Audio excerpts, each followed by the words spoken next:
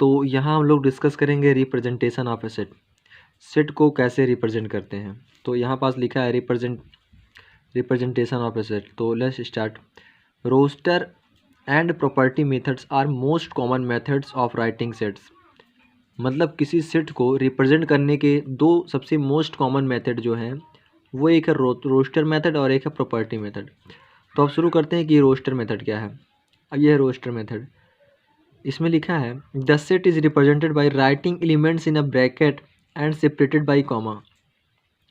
अपन इसमें क्या करते हैं, सारे जो सेट के एलिमेंट्स होते हैं, जो सारे एलिमेंट्स होते हैं सेट के, उनको क्या करते हैं ब्रैकेट में लिखते हैं और कॉमा सेपरेट कर देते हैं और वही रिप्रेजेंट करता है एक सेट को। तो इस मेथड को अपन रोस्टर मेथड तो बोलते ही हैं, उसके साथ लिस्टिंग मेथड, क्योंकि हम लिस्ट कर रहे हैं सभी को, सारे एलिमेंट्स को लिस्ट करके दिखा रहे हैं, या टैबुलर मेथड, बात एक ही है। तो चाहे जिस रोस्टर मेथड को लिस्टिंग मेथड बोलें या टैबुलर मेथड, बात एक ही है।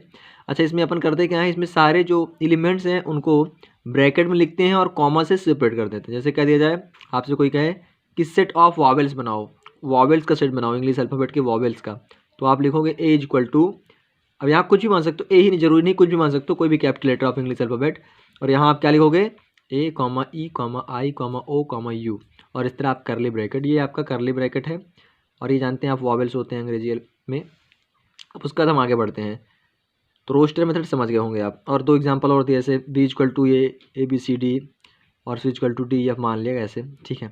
अब यहाँ पास कुछ मैं बहुत ही इंपॉर्टेंट बातें बता रहा हूँ कि अगर कोई सेट में दिया है ये L comma M comma N, ये लिस्टिंग मेथड में लिखा है, रोस्टर मेथड में, ये टेबुलर मेथड में, ए इक्वल टू कोई सेट है जो एल कॉमा एम एन, जिसमें एल एम और एन एलिमेंट्स हैं, और मान लो बी भी कोई है, बी भी कोई सेट है जिसमें एम एन और एल एलिमेंट है, तो चूँकि वही एलिमेंट इसमें भी वही इसमें भी है, अंतर ये है कि इसमें ऑर्डर उल्टा है, इसमें सीधा उल्टा सीधा रखा गया है।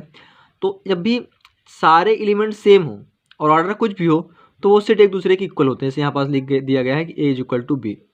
अब आगे बढ़ रहे हैं, यहाँ पास ए इज इक्वल टू लिखा है ब्रैकेट में 1 कॉमा 1 कॉमा 1 कॉमा 1, ऐसे ढेर सारे ने बार लिखा है।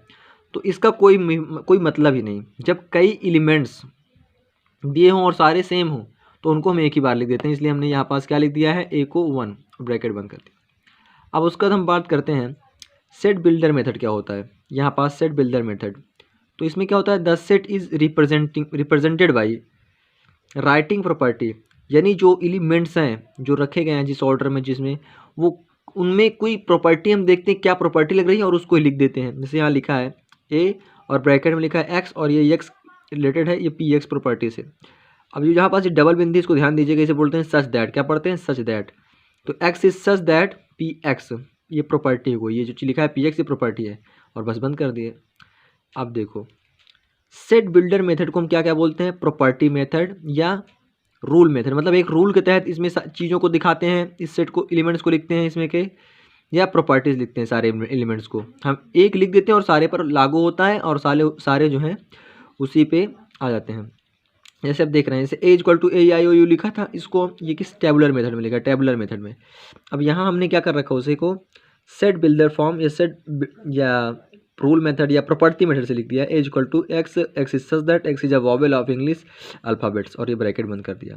इस तरह ये भी लिखा है B A comma B comma C D, तो मतलब इसको लिख सकते हैं। तो इस पर हम ये ध्यान दिए कि A comma B comma C D जो है ये अंग्रेजी अल्फ़ाबेट के पहले 4 अक्षर हैं, तो हमने लेटर हैं तो इनको लिख दिया, X is such that X is one of the first 4 letters of English alphabet. इस तरह लिखा है D E F G C equal to, तो ऐसे मान लिया गया।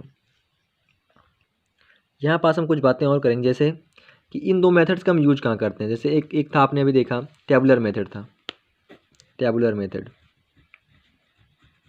मेथड इसका यूज कहाँ करते हैं, जब नंबर ऑफ एलिमेंट्स कम हो तो उनको टेबुलर मेथड में लिख देते हैं, और जब वो बहुत ढेर सारे हों जिसको लिखना संभव ही ना हो या बहुत ज़्यादा हो तो उसके लिए हम यूज करते हैं रूल मेथड। ये बात आपको ध्यान देनी है। रूल मेथड तब यूज करते हैं जब नंबर ऑफ एलिमेंट्स बहुत ज़्यादा हों, और टेबुलर मेथड तब यूज करते हैं जब नंबर ऑफ एलिमेंट्स कम हो। तो that's all, thank for watching, thank you very much, okay.